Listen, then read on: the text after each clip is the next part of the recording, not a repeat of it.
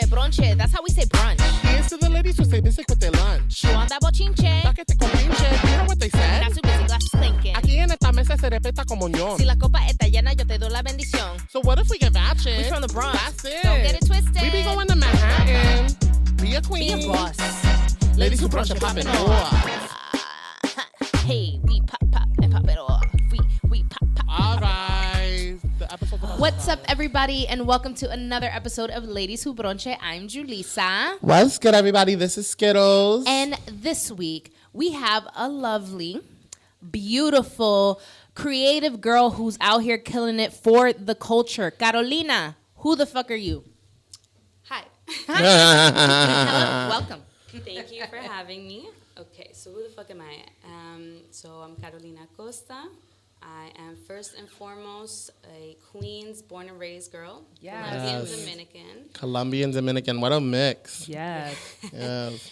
And not the typical one, though, not what you would think. And we'll get a little bit into that. Yes, we will. And secondly, and very importantly, I am the founder of TRAGOS. Yes. Party game para Latinos. Yes.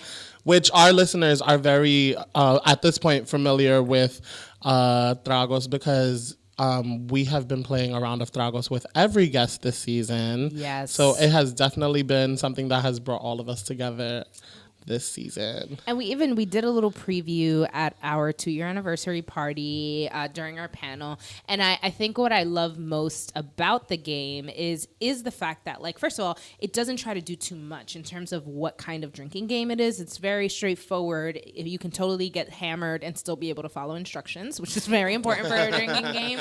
But just honestly, like, we play with the Mi Tierra deck.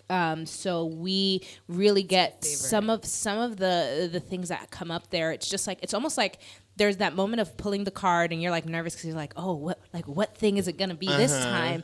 And then you read it, and like every time I read it, I always have a moment of pride of like, oh my God, yeah, that's such a wonderful thing to highlight about us. Or, oh my God, that's such a wonderful thing to make us do. You know what I mean? And just like the way in which it kind of naturally has people talk about what their Latinx experience is just so exciting because, like, and Juan, you talk about Cards Against Humanity all the time and how much you hate it. Yes. But tell us a little bit why you hate it. Yeah, I feel like Cards Against Humanity is just very much a white game.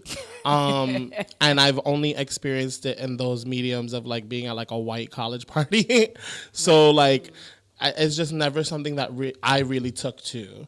And I know that Cards Against Humanity isn't necessarily a drinking game, but I always kind of like associated it with that because Cards Against Humanity was supposed to be like this party card game. And so to have one that was for us, I think one of my favorite things cards that has come up several times for us was like if your last name ends with ES, easy, or like that like combination of things you have to drink, or like when it's like if your name is a Juan Miguel or this like because I get caught in those, like, because I am a Juan. Right, absolutely. And so, like, I think it's, like, you know, not only is it, I think, great timing for a game like this, I think that we've always wanted it. Like, we've always wanted to find ways. And naturally, I think, like, in parties, like, some of the themes that come out in these cards are conversations that we have organically anyway. So I'd love to hear a little bit about your inspiration behind even making this drinking game. Yeah, of course. So I love that you guys love the game. Yes. Because it's a game that came out of a desire that I had literally just for myself. I grew up in a very diverse neighborhood, and it was very Latino when you compare it to other places in New York. But, you know, growing up, learning English right away, you took to the American culture to fit in, especially once you get to college. You just want to be successful. And growing up, you know, you're told you gotta like kind of hide your hood or be well read. So I read a lot of books growing up. I like took to my vocabulary. It's like hardcore SAT girl. I was like such a nerd. And when I went to South America for the first time, I fell in love because I was like, what the hell? This is my culture. Like, what have I been missing? And, you know, coming back to New York, it just felt like something was missing, something was off, and I really wanted to do something about it, but I didn't know what. The only thing I had in my head was, okay, I want to go back to South America. I got to go live there. I got to do something with that. And that's when I had a friend that, we were doing projects together. He was in marketing. I was doing graphic design. And we were both freelancers. We'd always bounce ideas off of each other. And he came to me with the idea of a culture game. And he's like, I want to do it for Asians. I'm like, that's an amazing idea, but we got to do it for Latinos.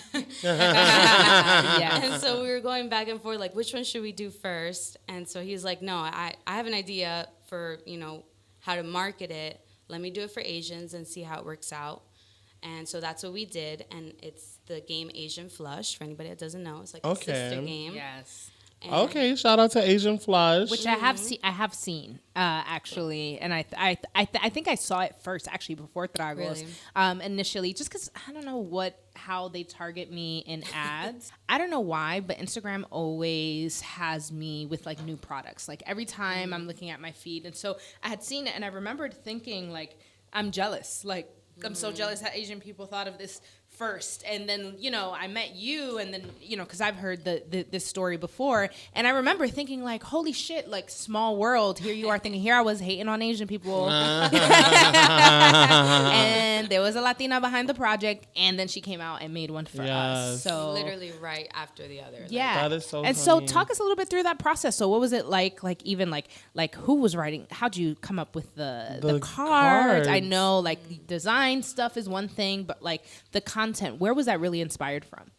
Right. So the content had to be a mix of, it had to be coming from a lot of people, because luckily I had two, different subcultures to jump off of. So Colombians, Dominicans, they are very different. And, I tried to find like what was similar between the both of them, and that could be general for, the rest of Latin Americans, because one thing I wanted to emphasize was not being from a specific place, and just targeting all Latinos. I guess it's more like Hispanic American, but that is what it is, until we jump into the rest of South America, Central America. Yeah. But, the good thing about growing up in Queens was there's everybody there. There's Ecuadorians, Venezuelans, like Uruguayans, like everybody. And so I just reached out to a bunch of friends. There were some friends that would literally go into the same dock as I and just throw in their ideas. So I owe it to them, because we just brainstormed a lot. And then there were other people that just tested out the game, like, oh, okay, like, what is that? What is that? And there are some cards that people are like, what is that? Yeah. But, the one thing that we keep learning more and more is that people should learn about other subcultures. Yeah. Like, if you don't know what mango or mofongo is, you should. Right. So that's what we've done with every card game, a lot of testing. And we just keep improvising on it, keep improving the current one too. So absolutely. And I just on your point of who it includes in terms of like, oh, it's very Hispanic. Yeah, but like growing up as a Dominican, like, bro, everything I knew was Central American. Like it was either like Mexico or something else Central American. And so like I think that, and that's another thing that excites me about this game. It's bringing visibility to some of these like Caribbean Latinx countries that don't necessarily get that nuanced stuff. So to have the word mango on a drinking game is a huge deal. I remember I was writing for Cat Call season 3, and I wrote a video of like, what's wrong with being a golda. And I had used the word chichos, right? And but then in the final product, they used the word lonjas, and I was like, well, what the fuck is a lonja? and they were like, oh, when we were recording it, they were like, what the fuck is a chicho? And it was so interesting to me that where it was like, and obviously, like, I totally supported the creative choice, like, whatever made the most sense, it's their project, they would know. But it was a moment of me being like, holy shit, like, even when I'm writing for my own people, I don't do a great job of like really capturing all of us, but like at what point do I get to be like, no, it's chicho, not lonja? right? Because even though the majority of like Latinx production in television, just like in the Latinx world, comes from Mexico, and like a lot of telenovelas, like you know, like Televisa, isn't that from Mexico? Like a lot of these major companies are all Mexican driven, and so it's great. There's parallels, but I miss being highlighted in a way that is true to being Dominican. So that's my long way of saying thank you for including that type of stuff because it's important. Yes. Yeah. So, Carolina, when you are out to brunch, what is your go-to brunch bebida? All right, so I'm a terrible brunch person. I'm not gonna lie. Every time I was like, "Let's brunch," I'm like, "I'd rather be productive and work on." I know. Brunch is productive. Brunch is self-care time. Because all my friends OD at brunch. Like they will, like it's not brunch. Like, oh, let's go have like breakfast, lunch sort of thing. Because I'm a big foodie. I'm like, yeah. But no, they'll want to like just drink for 12 hours. I'm like, oh my God. But you know, I'm never gonna be like not drinking. Right. Like, who am I? So for brunch, I will do mimosas because whatever. I love breakfast and you know it's orange juice. But if I had to choose, I would be drinking margaritas. I like a good breakfast margarita. Which I was going to say, which is a thing. There was R.I.P. to Limon Jungle, which was a spot that Skittles always went to, but the margaritas was on the Unlimited. Yes, Yeah. Oh the my margaritas were on God. the limit. It was so lit. There's actually a Lime Jungle, too, in Chelsea. It's a smaller spot, same menu. But R.I.P. Limon Jungle, I miss you. Yeah, and there are still some places. I mean, if you are interested in ever like going to a brunch and wanting to be able to do margaritas, that's a thing at some other places too. So definitely look it up. Yeah. Oh, man. So then when you're out to brunch with the girls, what is your go-to brunch plate? Plate, like a dish, right? Chicken and waffles. Yes. I need it.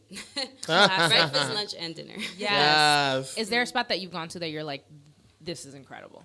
Yes, the Shady Lady in Astoria. The Shady Lady. I've never heard of it. Never. Yeah, they have a great brunch menu and interesting chicken and waffles. They're a little more bougie, but delicious. Okay. I love going to I bougie. mean, it's brunch. You need bougie. I love that shit. Yeah. That's awesome. So tell us a little bit about what it was like going out to eat when you were growing up. Okay, so we would always go to, well, first of all, that was rare because, you know, I comía en la casa. Right. But when we would go out, it would usually be to the Colombian restaurants, eating the same thing at home, but just kind of with like all the accessories. So we would do a lot of Colombian foods, like Pollo Mario's is a big chain in Queens. I don't know where else, but I'm sure in other places. And it's usually like the pollo a la brasa, the bandeja paisas, which are more like from Medellin or whatever, but whatever, that's what we see a lot in like Jackson Heights. And it's like a lot of chicharrón, it's arepas, it's, you know, obviously rice and beans. And I will say it has to be like maduro, not tostones, at least for me. Right. When I'm eating like a whole meal, like chicken, rice, blah, blah, blah, maduros. Because I feel like tostones to me are like French fries. You know what I mean? So like it's not like, it doesn't feel like if I'm eating tostones, I don't need rice is my thing. Like I don't need, because tostones to me are like French fries. Like literally, like that is how I'm used to consuming them. Listen,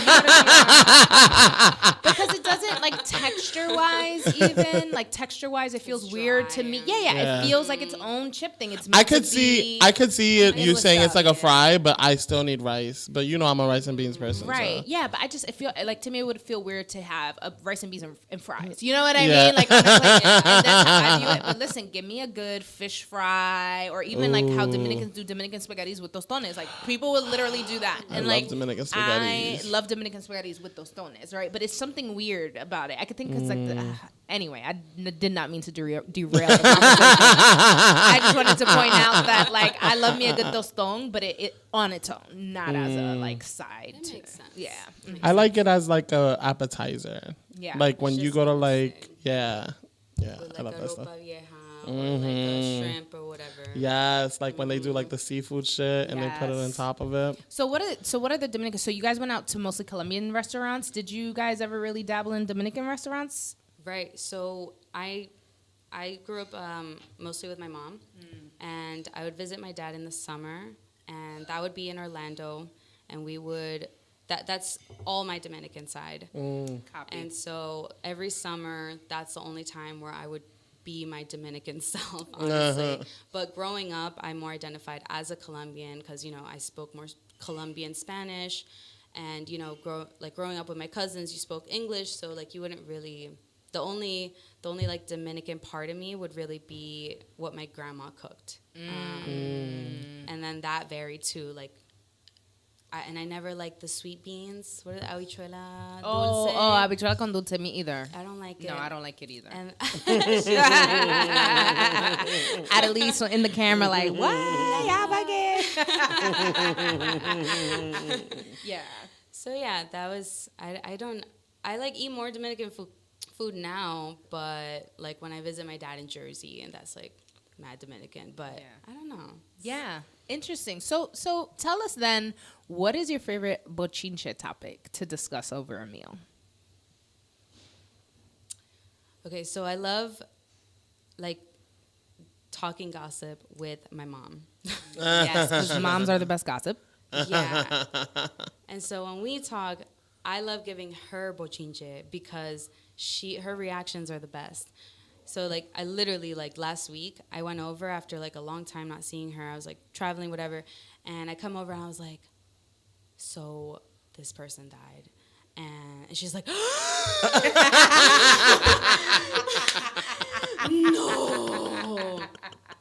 No te puedo creer. Oh, my God. And I'm just like, and there's more. And so I just kept giving her all this gossip, this primo this tia that. And she was like, and just bugging out. I loved it. I love that too. I think, like, and Skittles, I want you to talk about because you stayed gossiping with your mother. Oh. But I will say that I share that experience with you of, like, liking to bring it to your mom because my mom, like, different generations. My mom's very conservative, Christian, blah, blah, blah, and I'm very the opposite, right? Mm-hmm. But we both have really good hearts, but we also have very strong opinions about other people and their lives and how they're handling it. But don't try to tell us about ourselves. So, like, when I be telling her, she'll be like, ay, no, pero bueno, Dios el que sabe. She starts going into these, like, sermons and praying. Like, she'll talk all this shit and then be like, pero tú sabes, Dios el que sabe. So, you know what I mean? So she, like, puts it back in the hands of God after she done talked all this shit. And Skittles and his mom be spilling tea all the time. Me and my mom knows, like, all of my business and then and a lot of my friends' business too. No, call it out all. No. Let me be the one to call it out because I know his mother knows everything that she could know about him. Yes. Then they would know about me. If it's something that he wouldn't share about himself, then he doesn't, like, spread it with mommy. Exactly. That's the rule. That's the rule. Like, when I share certain things with him, I be knowing sometimes as I'm speaking, I'm like, mommy's gonna hear this eventually. She's just get ready. And she will call out like I'm not. I can't drink alcohol and stuff. She didn't know I was diabetic. And go ahead, tell how was yo, because she didn't know that Julissa had diabetes or anything, and she was like, "Oh, well, listen, I know your birthday's coming up, so I better not see her drinking, and we're going out to brunch, and I know that you're gonna want to do the boozy, and let me tell you, she's not drinking if I'm there." So and when I got that, I didn't even bother. I didn't even act like, "Oh man, I'm so bummed I can't drink." She saw me order tea, and she was like, "Mm-hmm." But it comes from a place of caring, absolutely. you know? Oh, absolutely. Yeah. So you can't be mad at them for knowing. And my mom, I'm lucky enough that my mom is, like, a cool mom in the sense of, like, yes, she's a mom and was strict and all this stuff, but because so when my parents split up, I lived with my mom by myself from the time that I was 13 to 25. So she and I, while we do have a mother-son dynamic, there's also, like, a roommates dynamic too. Yeah. So like, that's why I spill tea with hers, because I know that, like, and it's like what Julissa says, it's what, if I would share it about myself, then I will share it about my friends. And so it's to the point where it's like spilling tea, and I know that she's not going to be judgmental, but she's going to, like, have her say and her opinion, and then you know, that'll be what it is. Awesome. Love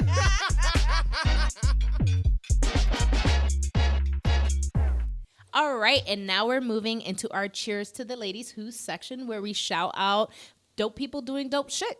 This one's a shout out to us and Helping Hands for Puerto Rico. Yes. So we just recently, we both Tragos and Ladies Who Bronche recently partnered with Helping Hands for Puerto Rico to collect funds in wake of the earthquakes that are happening in Puerto Rico. But Helping Hands for Puerto Rico, like they're not just a response to the earthquake. They're an organization that does a lot of work on the ground. And I think one of the cooler projects that I discovered that they're working on in lieu of the earthquake is building like school sites, like little like tents hubs, because a lot of kids right now are literally not going to school.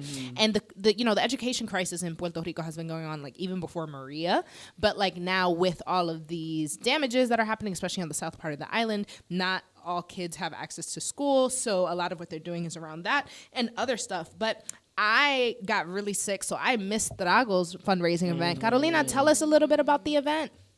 Right. So we partnered up with Helping Hands for Puerto Rico, and we wanted to originally just do a Valentine's game night sort of thing, just bring the game to the community. So we, with everything going on in Puerto Rico, we actually had a contact connect us to Helping Hands, and with their support and, us trying to support them, we put together this fundraiser within, just 2 weeks.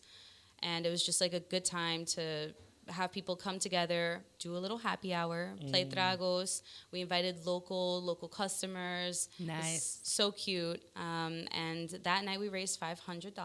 Awesome. Nice. So yeah, it's been great working with them. We had a few people within the network come and support too. So it was a good time. And you guys also had, if I'm not mistaken, a campaign going on with the sales even, where a portion of every Tragos purchase also went. Yes. Yeah. So from the beginning of January up to, very recently, we were donating $1 for every game sold. So along with that, we raised about $2,000. Yeah, Nice. which is awesome. And I just love, and this was one thing. So for Ladies Who Bronche, the Oye Mi Canto event went really well, actually. It was this year we went a bit smaller scale than what we did for our first Oye Mi Canto, where we had like almost 200 people. This one was a more like intimate group. And what was nice about that intimacy is that we really dug into a dialogue with our audience about the actual practices when giving and what the best practices are around that. So, for example, I think one of the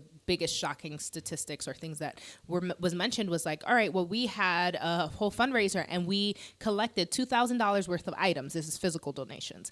But then it cost us $5,000 to ship it. So then it's almost like this sort of like, how does that make sense when for all that we should have just donated $5,000 to the organization directly and allowed for them to assess the funds. And then I think the second point that really stuck with me was this idea of how the dollar doubles. So if I'm buying cases of water, paper towels, diapers, what have you, here in like this U.S., because Puerto Rico is part of the United States, that's not what I'm saying, but we have separate economies, right? So that circulates in our economy here.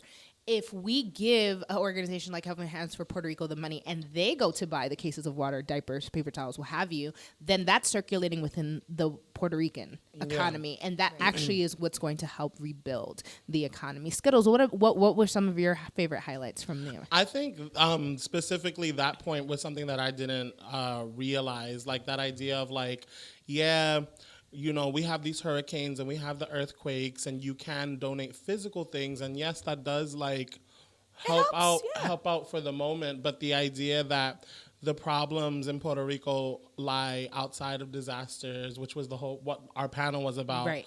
And the fact that like donating smarter in terms of like the problems are economic problems and you want to be able to feed the economy in Puerto Rico. So making sure that you're going to like mom and pop shops and actually buying it from Puerto Rico so that it does circulate in the island.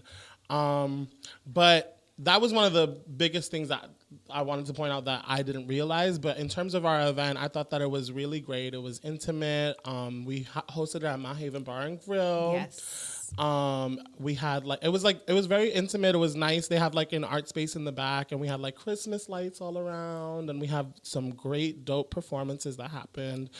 We had a comedian, dancers, singers. Like it was a really well-rounded showcase. Poets. Yeah. I did a poem. I was like, he pointed at me. I was like, wait, yeah, I did. I did do something. And then we had Lucha there documenting the whole thing. Yes. So I think overall it was like a really nice event, and everybody was just feeling the vibes. And absolutely. And it was a brunch is the one thing I want to highlight. Yes. So very on brand for us. But I think that, hopefully more to come of events like that where we merge brunch with just some important shit that we want to highlight. Exactly. Yeah. Awesome. And that's something TRAGOS wants to do too. They right now we're like, okay, how do we raise money, through sales? But like you said, we don't know what it is to actually donate and make a difference in a place.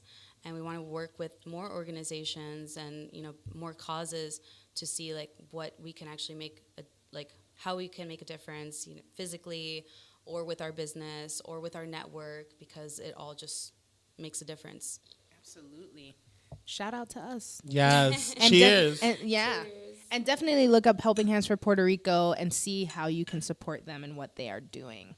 Yes, they're at HH4PR on Instagram. Absolutely. Oh, can I have some? All right, everybody. So now we're moving into our Tuta Loca Es, where we call motherfuckers out for doing the most. Okay. What is going on? Okay. So this week, a Florida woman was accused of killing her boyfriend by way of allowing him to suffocate in a suitcase. Now, one might ask, how the fuck did he get in a suitcase to begin with? Well, and they're a couple in their 40s. They were playing hide and seek together in the home, and she thought it would be funny if he got into the suitcase. That's not how hide and seek works, by the way. Right. Which is my first question is like, so y'all was just really playing with the two of y'all, but how you gonna help him hide? And then seek him, like this is that Florida shit. Like, what is going on in Florida? Right. So that she claims that she put him in the suitcase and then she went upstairs, passed out, and woke up to a phone call, which then had her be like, oh shit, he's still in the suitcase. So she went downstairs and she found him dead.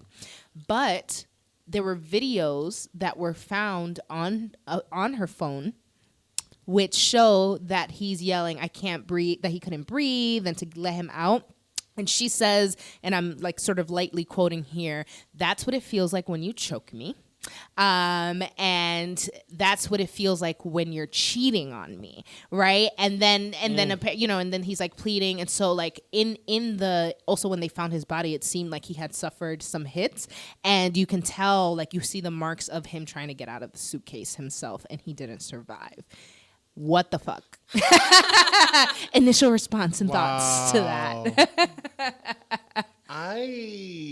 Go ahead. I'm still processing, right? My whole thing is this. My whole thing is this, right? Because I thought about it, right? And I was like, first of all, this is fucked up and crazy. Second of all, this is definitely some Florida shit. But three, if I were to be caught killing my partner, and not that I would kill my partner, but like what would cheating be the thing that really makes us go that as far as like allowing them to die? Like if you were caught killing your significant other, what do you think would be the reason, and how do you think you'd kill them? Damn. Okay, clearly not something that we've thought of and planned out, which is a good sign. Like, what would drive me to kill someone? This is premeditated, right? I mean, I'm assuming so, because she was like, oh, that's what it feels like when you choke me, and that's what it feels like when you cheat. Because the obvious and logical answer to this would be self-defense. Right. But if we had to remove that off the table. Right. Yeah. If it's not... Yeah, I mean, like, if you put hands on me in that way, maybe I would want to kill you. I mean, like, and if I were... I feel like I would kill, like, it would have to be on some enough shit. Like, if you were hitting me, then, yeah. Okay, yeah, so I guess self-defense would be, like, off the table. But that's my thing. Like, I feel like I would be on my J-Lo enough, but... I feel like, all right, so I'm going to just come out and say, I really feel some type of way about cheating. I feel very seriously about cheating. And only because I'm like, if cheating happens, that means that problem number one is communication. And if we don't have our communication together, why are we in a relationship with each other? I would never kill somebody for cheating on me. But in having experiences where I've seen females around men that I've had some sort of relationship with and seeing red in that moment, I actually understand the logic of like, you behave irrationally. This is a little bit too premeditated though, this whole like, oh, haha, let's play hide and seek. But I feel like, so our good friend Derek, I feel like Derek would have a very well thought out, like if this headline was Derek, like I wouldn't be like, wow, that's so strange that Derek would do that. I'd be like, of course he would be like, yeah, no, let's play a game, hide and seek. Ha. Yeah, that's what it feels like when you choke me. Yeah, like I feel like I could see somebody doing this. As crazy as it sounds, for me though, I feel like I'd go for their balls. Like I have this weird thing about men and how their egos are tied to their dicks. And I don't know that I'd kill a guy, but I feel like I'm not above cutting somebody's dick off.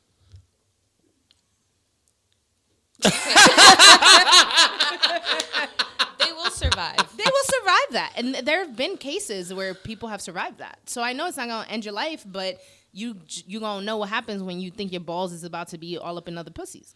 Oh, man. I would kill someone if I found out that they had maybe hurt somebody else. That you love or something like that. Or if it was like, you know, a kid or something that's fucked up. Like someone that is not good for society. No, totally. I would probably premeditate that murder. Right. Because, you know, you watch enough shows. Right. I could get away with it. Right. Right. But in doing so, because I think that I agree with that. Like if it was something like somebody who cut that part out. That's incriminating. They also found a video on a podcast. Right. And that's the thing, like, why did she film a video? Like she probably really thought her story was gonna hold up. You know what I mean? Like, and didn't think that they would have. Maybe. She was drunk. She probably also didn't think that they would have a reason to have to go through her phone. Like, maybe they asked. I don't think she was like, "Here, take my phone." You know what I mean? Maybe she didn't think that he was gonna die. True. Like in my stupid head, I think that like in my head I would be like, "Oh well, you could probably breathe through the holes of the zipper." You know what I mean? So, like, maybe... Ooh, pero what if it wasn't one of those maletas that we be using when we travel to DR and shit that because you get the ones that are made of tela because they stretch a little bit, right? You can pack a little more.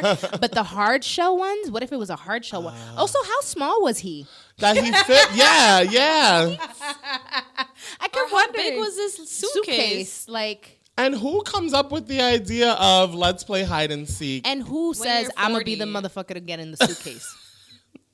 You know, maybe they were eating them bath salts because people from Florida love their bath salts. They love their bath salts. Because this really sounds like some crystal meth shit. Like yeah, but she don't even and she is white for those who are wondering. But his name was like Jorge. He was Latino. You know, and I'm just out here like Jorge.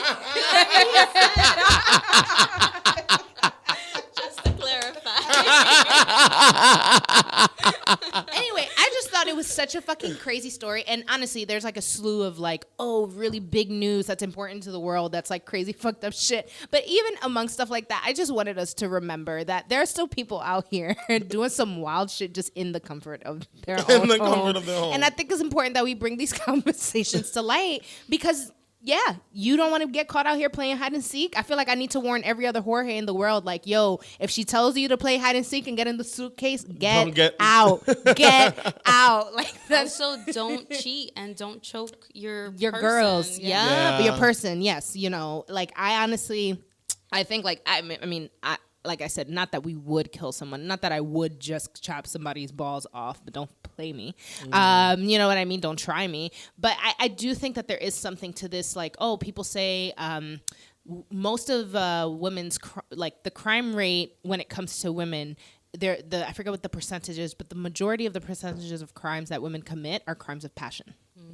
So, and it's interesting. And I think that even like watching shows like Orange is the New Black and stuff like that, you get that sense. Like a lot of those women are in there and they did do the thing, but why? What led them to that decision? Women aren't naturally inclined to just be out here like killing and violent and shit like that. But again, like if I catch you with a bitch on my couch, I might feel like I want to cut your dick off. You know what I mean? Like that might be a real feeling. Honestly, I feel like in my situation, I would want to do something like that. Be like, okay, I'm not gonna kill him, but I'm just gonna like stab him. Right, right. That you know that they'll survive. But then knowing my luck, it would probably be like some part that actually just won't stop bleeding. I'm like, oh great. And then you're like, oh fuck, no, oh no, you gonna die. Sorry, I wasn't trying to kill you, but you about to die. My bad. Sorry.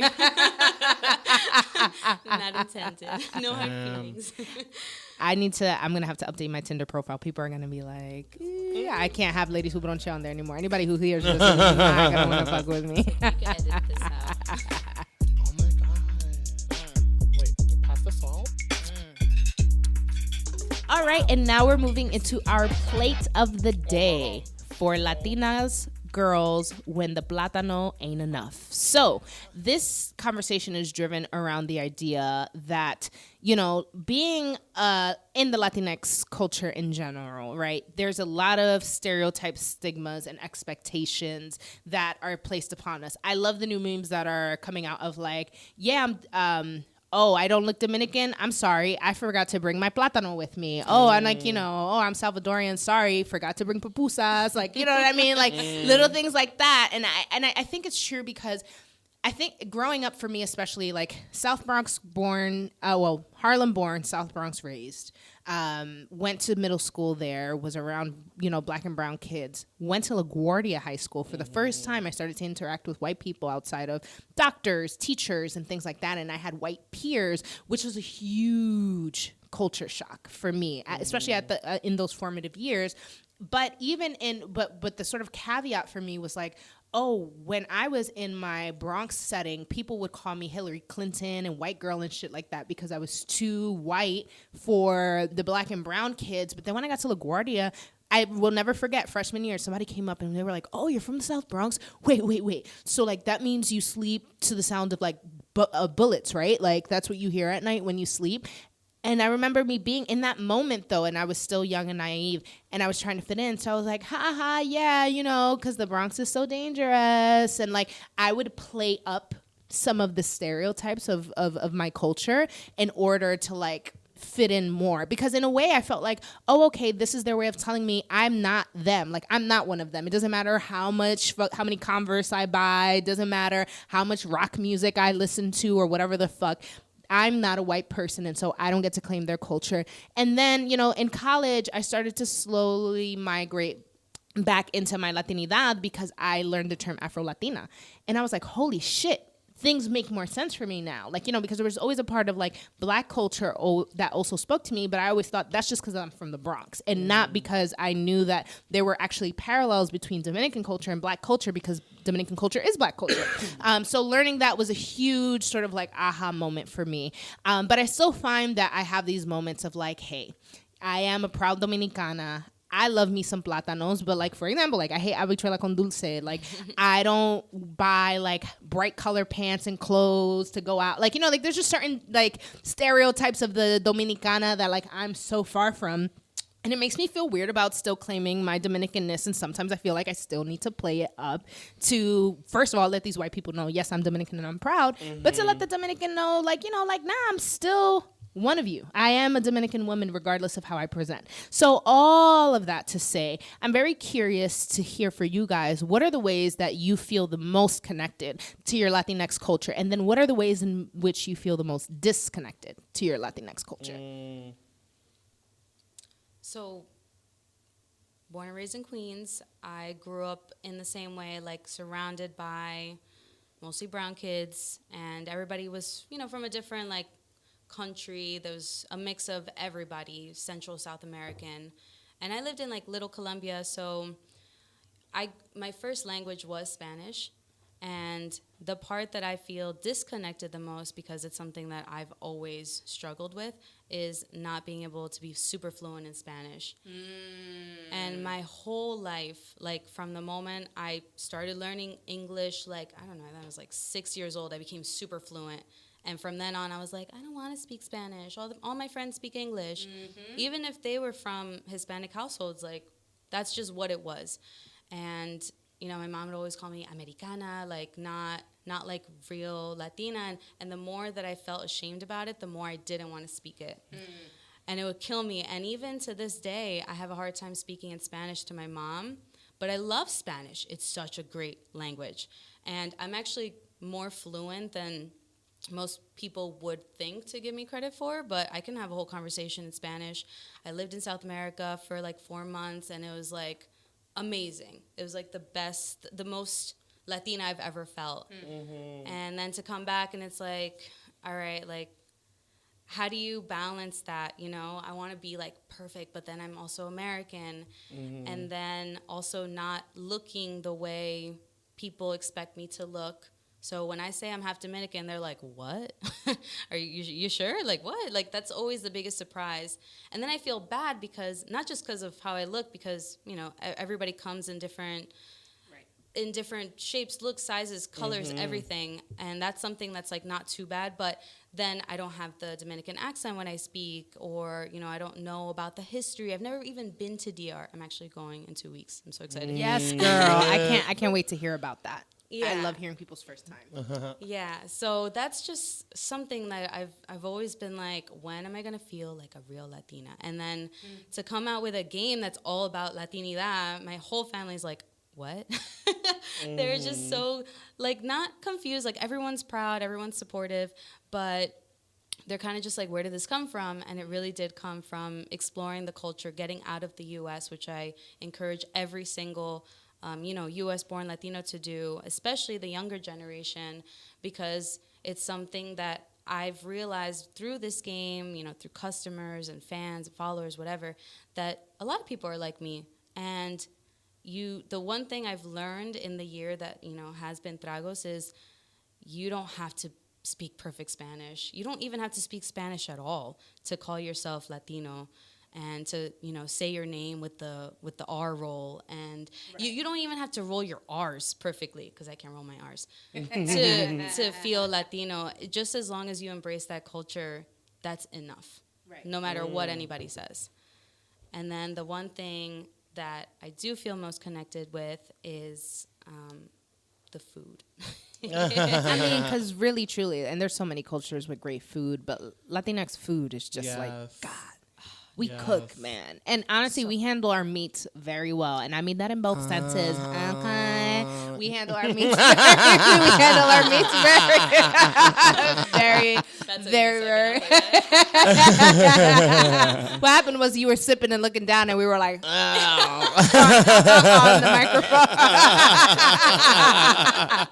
Sticking our tongues out on the mic. No, but I think our food, and I love it.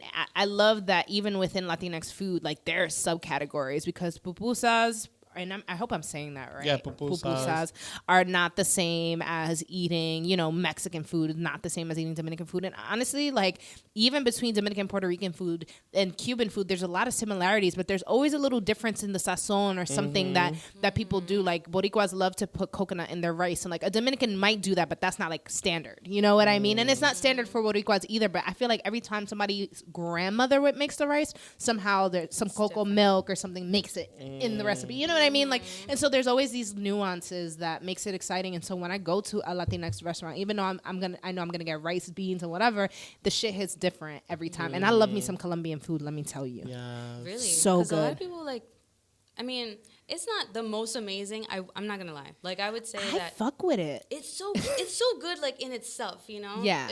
Especially like U.S. Colombian food. I don't know. Colombia's doing something different, but that's another topic. Yeah, I had one of my somebody who's like probably not even technically my cousin by how many generations removed we are, married somebody who is from Colombia. And so every time their daughter had a birthday party, for one reason or another, like they catered with Colombian food and not Dominican food. So once a year, I always looked forward to going to these parties, because what I don't even remember. It was like rice, beans, something about the chicken tasted better. And they were just like, even though the texture of the beans was different than the texture of the beans that my mom would make. And it was always slamming. So, you know, I'm gonna take your word for it, but my experience so far, Colombian food, I fuck with it. I fuck with it for sure. Skittles, what about you? How do you feel most connected, and where are you disconnected? I feel like my answer is probably going to be the very same thing as Carolina. I am not a fluent Spanish speaker, so that's the disconnect for me. And I think that for me, It was literally that the reason being was that my family was full of teachers teaching in English speaking schools. And so English was just what I grew up speaking first and just picking up. And then growing up, whenever I would try to speak Spanish, the being made fun of made me feel ashamed and then scared. Yeah. And I called the other day. I'm the one. The other day, I even called my mother out, and I was like, "Yo, like you make fun of me for not knowing how to speak Spanish, but this is the exact reason why I don't try because I say of the that, same you know." thing every 5 years. Yeah. So yeah, definitely the not being able to speak, but feeling connected. I think that my mother did a very good job of really allowing having us embrace our culture in the sense of like you know, I've been cooking since I was 11 years old, and like I'm talking like fresh sofrito and all this stuff, you know, knowing like the key meals to make, just the way that I was brought up. My father's a salsero, so I knew all the like salsa stuff, and I've listened to it, brought to Puerto Rico every year. So I was able to really connect in that sense of like being able to go to Puerto Rico and know the family there. And you would enjoy those moments. Like, would you say that you have like a loving relationship with like salsa or some of these things? Oh yeah, absolutely. There's always like a sense of pride and a connection to it. And it brings me back to just relationships with my father and my family and stuff like that. The pride in like my family story and like how my grandmother came and like knowing all those details and stuff like that. I'm actually working on a documentary with my mom about my grandmother's life because of stuff like that.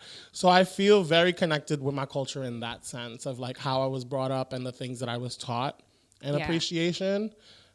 But the speaking Spanish. And then what should Spanish girl say, being this like person that's recognizable to a lot of Latinos, but still not having that like for fluent, yourself. Yeah, and it's like for me, I think my wanting to, because I feel like at one point that like, oh well, I'm gonna separate myself from Dominicans as much as possible. When I was in the community before sort of transitioning into this wider space, came from, I don't know how I got certain wokeness at a young age, but I always felt that there was something wrong with the way women functioned in the Latinx society in terms of being the ones who clean and cook. And I was always like, oh, you know, my brother would be like, Ma, tráeme jugo. And then she'd pour the juice and then she'd be like, here, go take this to your brother, right? And then I'd go with the cup and I'd take it to my brother. I'm like, why this nigga can stay in his bed and I got to get, when I want juice and stuff, I got to get up and get it myself. Like little things like that. I think really justice is like one of my like core values. So when I think something is even slightly unjust, I mean like even like I can see like, oh wow, they give them 2 pieces of chicken and just me 1 piece of chicken.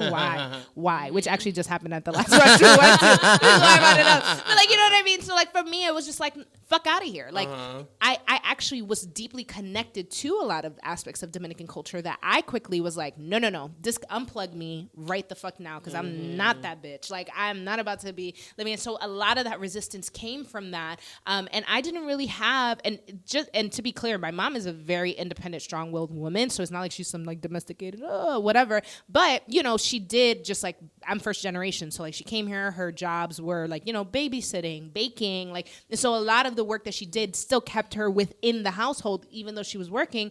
But for me, I was just like, no, I need to get the fuck out. No, I need to be rich. Fuck marrying a rich dude, though. I'm happy to marry a rich man if you'll have me, but like I can make my own money, like I can do my own shit. And so that then made me disconnected from the cooking. That then made me disconnected from the idea that, oh, when I go to parties, I need to know how to dance and I need to dress a certain way and I need to have makeup on and go to the salon and get my hair done. And anytime I participated in those things, it was because I was forced in a way. It was like my mom was like, you know, you're not about to just show up however you want, right?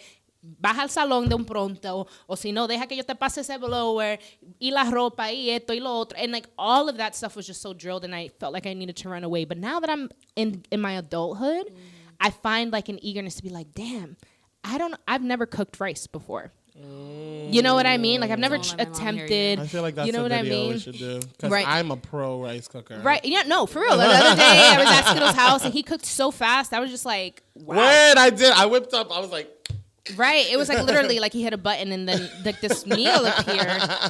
And I was like, and I know how to cook, but like I like quinoa and shit like that. My mom always goes, I know, esta se cree que está cocinando gourmet, no, esta cocina gourmet, right? And like that, so I like to cook, but I'm not necessarily cooking those dishes. And like, I love Latinx music. I love, like, when I asked Skittles that question, that was more because I'm like, I stay listening to certain salsa music, and even though that's more Boricua, but I love my bachata, I love my merengue. Like, Juan Luis Guerra any day. Like, I listen to him weekly probably, right? But I don't always find that like most of my friends have that connection to the music. So I feel like that's a piece of me that I enjoy, but only get to enjoy around the viejos. So like when I'm around other old people. And I don't find that my friends really fuck with especially like the old school shit. Like people don't really fuck with it. So I find like I don't get to share my Latinx music passion with anyone. It's really hard. And then in the rare moments where you're in a room with your friends and that one bachata song comes on, I'm like, oh yeah, you know this song? Yeah, this shit is blah, blah, blah, blah. You know what I mean? And then I get excited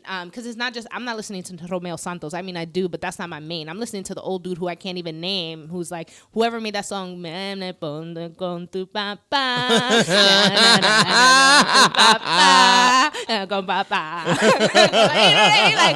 that. Like, you know what I mean? Like that's the shit I'm really on. So yeah, definitely hear what you guys are saying. But I wonder for you guys, and I'm even trying to think for myself what that moment might have been. Has there ever been a moment where you wished you were something else than what you are? Ooh. Culture-wise. Or gender-wise. I mean, if you ever wanted to be a cat, I don't know. Well, gender-wise, I mean, there's always been points where I've wondered what it would be like to be a girl and not have to be a gay man. But cultural context wise, different episodes, different conversation. Culture context. Damn, you know, I've always been pretty proud to be Boricua, you know, and I think that comes with the upbringing too. Like you've mentioned it before, how like when we were growing up, Puerto Ricans were everywhere, you know, and it's interesting being a teacher now how that's not the case and how the Puerto Rican students seek me out. I guess it's also me being a because y'all went to Florida. That number one, but also being a music teacher in like a white classical like whatever. Yeah, I've always been pretty proud to be Boricua though. I think if there was another culture that I would say I might want to try out or something, I would probably be like, I don't know, maybe I'd like trying to be like either Dominican or really I would leave it and be like West Indian. Like I want to be like Jamaican or something. Yeah, like Caribbean. Like, the Caribbean is lit. Yeah. But what does it mean to be part of a different culture? Are you still like U.S. born or? You know? Oh, I mean, I guess I didn't even think that far into the question. Just like because for me, like, yes, I'm U.S. born, but like I grew up in a Dominican household, and so like being in America only permeated that filter as far as like it needed to. So like the way schools function being different than what Dominican schools function like, but that's only because that's how it is. But in the walls of my house, there was nothing American. It was a Dominican house. I've never thought of that question. Yeah, no, that's what I'm saying. I'm like, I have some answers, but I definitely want to. I feel like, I have Jamaican. I'll that West Indian, like I would stay in our little sea though, our Caribbean sea. Right. I wouldn't venture out anywhere else. Okay, no wait, I have thought about it. Random things, like you don't think about it often. Like it's not like in your heart, but like you think, you know, like what else might I be? Okay, so I guess I've never really like dwelled on it because people have always thought I'm from somewhere else in the world. So I've gone Albanian, Egyptian, Greek. And I can see all of those.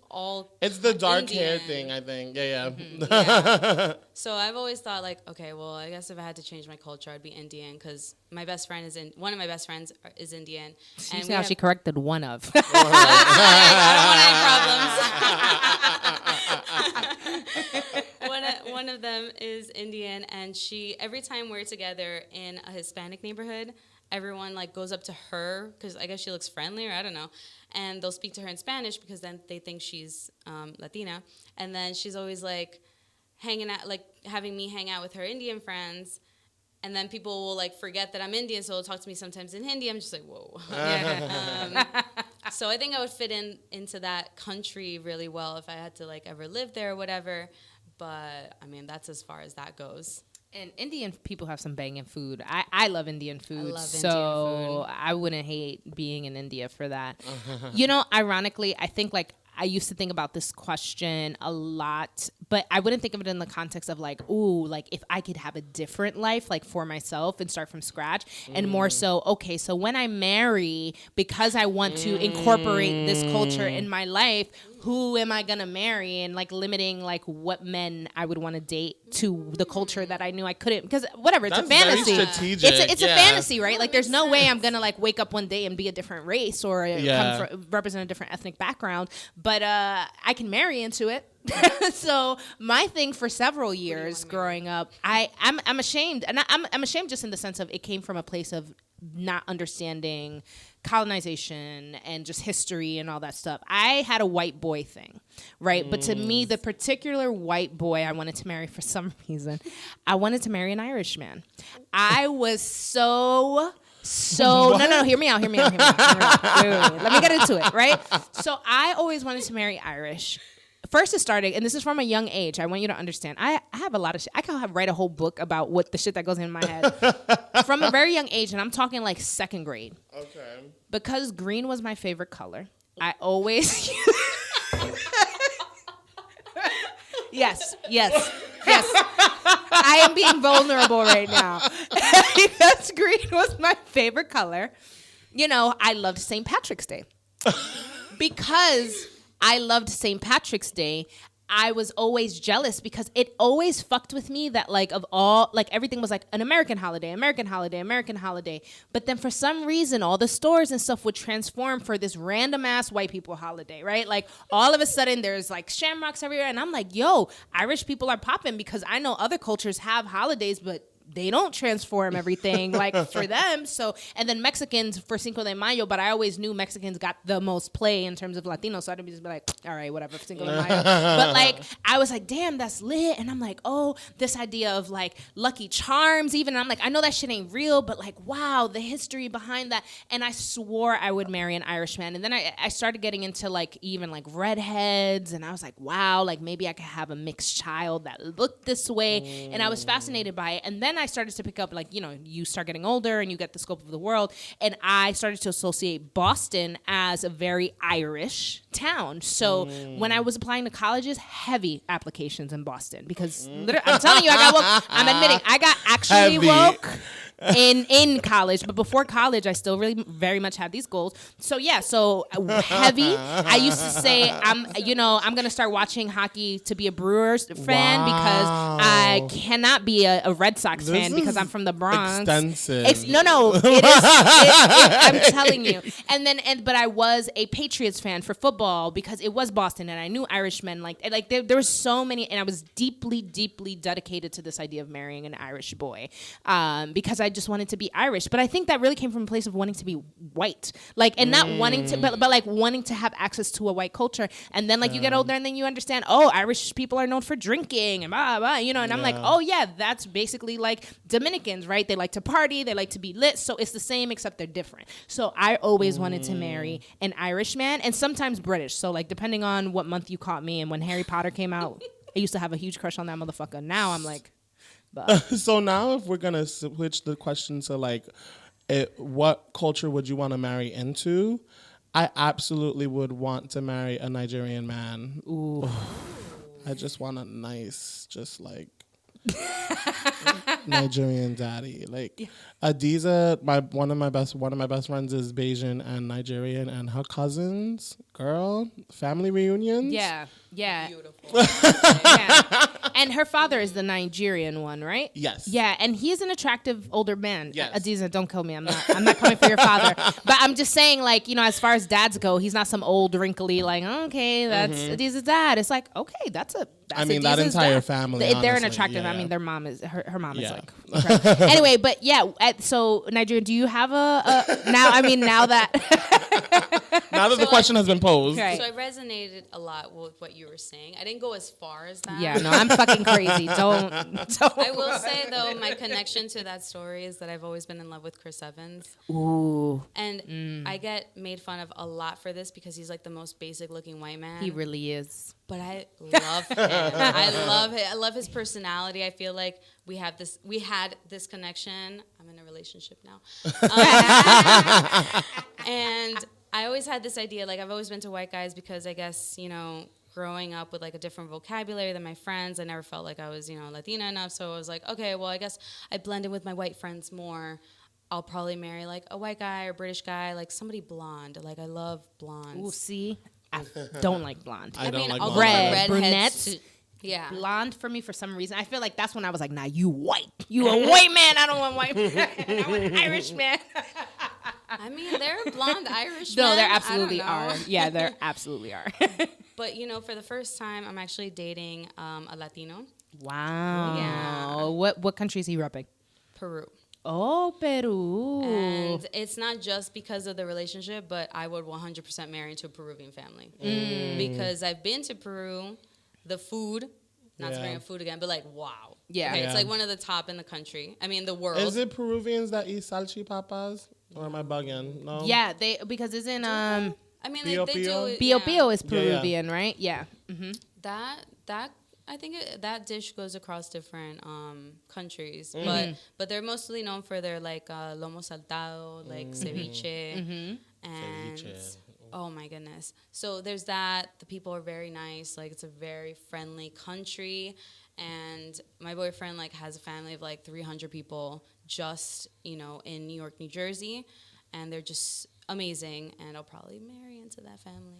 Okay, and so last question on this is, why do we think, if you agree that it is important to celebrate one's culture even when you're not connected to it? So that question really comes from a place for me that I am still to this day continuing to learn Dominican history. I studied Latinx culture as a minor in college, so that was like my first surge of like a shit ton of information, but like really a shit ton of information comprised of maybe 5 different countries, but we have 20 plus Spanish speaking countries. So I've yet to really dig into everything, but I find that sometimes when I ask my Latinx friends that represent some of these countries, I'm like, oh, can you shed some light? And they're like, I have no fucking clue, because they don't teach us that. The American educational system is not one that is catering to the multitudes of culture that it represents, especially in a place like New York, because New York pretty much, I feel like if you tried to pick a city that had one person from every country in the world, New York City would be that city, right? So do you guys think it's important to celebrate and really familiarize yourselves with these cultures, even if it's just as far as history, even when you're not connected? I mean, yeah, I think just the for knowing where you're from and like having pride in where you come from. I don't like this. I like the idea that like the US is this melting pot and we're all like having sex with each other and creating mutts and stuff like that. But I don't know. I just think that there's like a certain pride in just knowing where you're coming from and where certain things, even if your family is, even more so if your family is a family that doesn't like uphold the certain traditions because they've assimilated so much. I think just like for the purpose of knowing about your culture. And I feel like I'm that person that has friends that I'm like, don't forget your Dominican, or don't forget your this, for like my like more assimilated friends. Like your last name is Torres, Ali, Right. so but yeah, I just think it's important, period. I don't know. I mean, I 100% agree, and I think it's something that we've all touched on, not feeling enough of who we are, and to know that we do have this background, but not really know too much about it. Sometimes everybody has like some identity crisis at some point in their life, Right. And to have a culture as rich as ours, I would say, is it's super helpful in finding out who you are and being proud of it, but. It's like, why be proud? Like, what's the point of being proud of a country, especially if you don't live there? Right. But, once you look at the rest of the world and see people's histories and see, like, who we are, it's almost like, why be proud of being human, Like, we all have our own tendencies and things that make us who we are. It's not just about our food and our music, which is awesome, but it's also about, like, what values do we uphold, what makes us unique, what makes us better parents or better people in general. Right. And so looking back at what our parents did, hard workers, like this work ethic, which is something you see a lot in Latinos. It's like, oh, that's where I got that from. Not to say that I'm going to be like, you know, cleaning floors, but it gives you a different type of drive than just being like, oh, now I have to work for the rest of my life. Or, you know, it gives you different motivations in different parts of your life. And again, like those values that you uphold, whether it's like for your future family or, you know, for whatever profession you have in your life, the people around you, like it's all affected. Right. Yeah, I absolutely agree. I mean, like, I think when I learned I was Afro-Latina, yes, it was a big explosive moment in me finding how I could exist within the nuance of the culture that I represent. But I think that the older I've gotten, what I understand the most is that the lack of understanding our history as Latinos, period, in all the countries, has put us in a position where we don't actually see the value in understanding our history because we don't understand the accomplishments. So we very much view ourselves the way America has taught us to view where we come from and not actually getting to just know it for what it is without having an American filter over it. And so for me, it's more about freeing your mind. And it doesn't actually have anything to do with, oh, and now that I learned this, like, you know how some people like go to Africa and then they come back with their African name. I'm not saying you have to go, I'm not saying you have to go, you know what I mean, to Uruguay and get like your, you know, indigenous name because like, you know, but if you do want to do that, great, right? Because then that'll be a response from an honest assessment of what the reality is of the history from whence you came is. So I think for me as a Dominican, it's been interesting because I've always had a lot of Dominican pride, just because of the household I was raised in. But the more that I've learned, the more that I'm like, wow, like I'm proud, but I'm also very disappointed. I'm also very disappointed with the way in which we've allowed our economy to be controlled by other people, which then informs the way I make decisions when I'm on the island. So like, wow, I love being in resorts and shit like that. I'm a bit more conscious about how I'm spending my dollar when I'm on the island because I understand that filtering it through, you know, these hotel and resort shits is really just filtering it into European and white markets. You know, or understanding that like I had to learn I was Afro-Latina, and even if I was in DR, I might have not learned that because we are a self-hating people when it comes to our blackness, and like understanding that and freeing my mind from that was important. And so whether I choose to stick within the norms of what I'm learning or not, I now can have an honest assessment of where I stand on my identity. Because at the end of the day, while you never have to care what other people think of you, people are always going to view you through the lens of who you are. Whether you're a woman, and then after you're a woman, it's your nationality. And quite frankly, if you're a black woman, it's your black first, and then you're a woman. And then, you know what I mean? And then people will categorize me. So if I'm walking around as a loud and proud Dominicana, I'd never want to be in a position where somebody could try to tell me about myself. And I don't at least have an understanding of it, even if I don't know the dates and numbers and data, that I don't have an understanding of the truth of what's happening in my country, because it's not my country, but it's my country. It is the source of the nuances of how I was socialized, because my parents socialized me as Dominican. So I think that's why it's important. I mean, I just really want to piggyback off of that because it's an amazing point. And also, like you think about such a growing population in the U.S., it's really no longer like accept your culture and just be your culture, be your parents, or reject it entirely and, you know, try to be white. It's trying to be like the next generation, that 2.0 version of the people that brought us here. And if you don't accept it, then you're kind of just, you know, letting a culture die or letting people decide for you what that culture is for you. And that's the last thing you want in a place where we are growing in numbers. So it's like, we should be defining that, not others. Absolutely. And just to your point of growing numbers, like I forget what year it is that they say that like the Latinx population will be higher than the white population here in the United States. And like, okay, fuck the nuances. Fuck if you know how to speak Spanish, dance salsa, or make a pot of rice, right?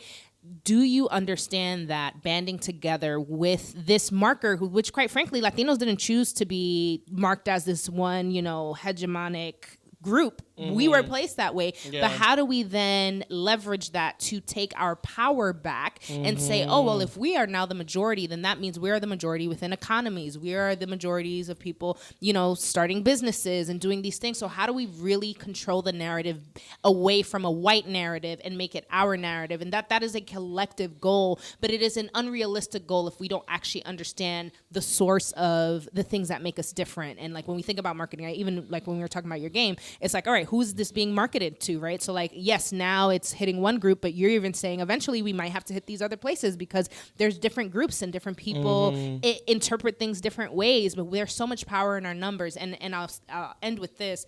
Watching John Leguizamo's Latin History for Morons, I took my dad when it was here in New York on Broadway, and we took my dad, me and my sister, to watch it. And the show was super informative. It lacked a little bit in Afro-Latino history, which I was kind of like, meh, but he's also not Afro-Latino, so I was like, all right, that's fine. It's not your story to tell.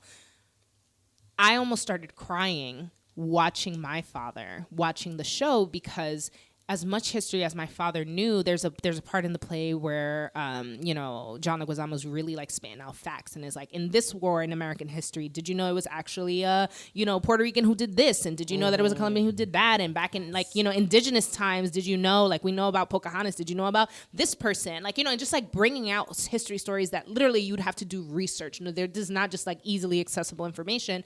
And I was just like, bro, like and he says something, and I'm paraphrasing, if white people let us know just how powerful we are, just from what we've already done, let alone what we could do, like they would be in trouble. Because the amount of pride you feel, the same way they have George Washington's, Christopher Columbus's, and blah, blah, blah. If we knew all of ours in those realms, like we would be acting like our shit don't stink. We'd be so come mierda as a race because we have that much to be proud about. Yeah. So, yeah. And that's on period. So that's on period. Shout out to Deji. All right. So thank you so much, Carolina, for being with us today. We are super excited that you joined us. Let us know any upcoming things to look out for, any shout outs you have, and where can we find you? Okay. So I'll start backwards. So you can find Tragos on social media. We're scaling. We want to do YouTube very soon. Ooh. Yes. Getting there. The content speaks for itself, but for now we're at Tragos Game on Instagram, Facebook, Twitter, and you could find us on tragosgame.com, our own website, and on Amazon. And what's coming up? So we definitely want to be distributed more. Right now we are all online, so we'd love to look at some wholesale opportunities, be in like physical stores. Keep seeing the Target logo in my head. I'm not a bruja, but sometimes I be seeing shit. So I'm just keep seeing Target as you're talking. I love Target. Yes. People know I'm obsessed with it, and I'm not the only one. Right. It's it's that rebrand. I don't know. But it who knows? We'll see. We'll see. But yeah, definitely being in physical stores and being in actual locations. People are always like, I need it for my birthday, and then we don't make it in time, and it breaks everyone's heart. And it's like, no. So that's definitely what we want to do. That's literally only reason why we're on Amazon, so we could be on Prime, so we could be more accessible. Right. There's that, and then of course thinking about what the next expansion pack is going to be. How do we make it more interesting? Love getting feedback from people who play and seeing like what those next packs will be. Will they be themed? Will they be, just general? We kind of go back and forth between do we want it to apply to everybody to make them feel united, or do we want to really dive into certain subcultures and countries because that's what makes people so happy? I was literally thinking that in my head. I was like, even if it took a long time, like the longevity of this game, like being years, I think part of that is like, well, yeah, the game lives on, and like this year we released these 5 countries, and the other year we released these 5 countries. I don't know. Listen, put us on your team. We will drop in some ideas for y'all for sure. Yes. Yeah. So that's the fun part, aside from like the whole business aspect, which luckily it's become a business. It's not something that we ever really imagined scaling to the point that it's at. We already have like 5 team members, all Latinas. Coincidence, but they're all amazing. Yes. So I will give a shout out to them. They're all incredible. Team. We're a remote team. I would say like half of us are in New York, but we have someone in LA that's traveled everywhere. Laura, I'll like give you a shout out. We have someone in Spain, Marjorie. I've known her from high school, and everyone's just like a different culture. So it's just an amazing experience in general. And there's a lot more to come. You can follow us to find out more. Absolutely. Yes. And then tragos.com? TRAGOSgame.com. TRAGOSgame.com and at TRAGOSgame on Instagram. Absolutely. Skittles, where can they find us? And you guys can find us at Ladies Who Brunch on Instagram, Ladies Who Brunch on YouTube, Ladies Brunch on Twitter. And you can listen to us on all of your favorite streaming platforms. Awesome. Thank you so much, guys, for tuning in. And until next time, bronche. Bronche, bronche. That's how we say brunch. Here's to the ladies who say basic with their lunch. You want that bochinche? Paquete con pinche. You know what they said? Now too busy glasses thinking. Aquí en esta mesa se respeta como ñón. Si la copa está llena, yo te doy la bendición. So what if we get ratchet? We from the Bronx. That's it. Don't get it twisted. We be going to Manhattan. Be a queen. Be a boss. Ladies who brunch and poppin' off. Hey, we pop.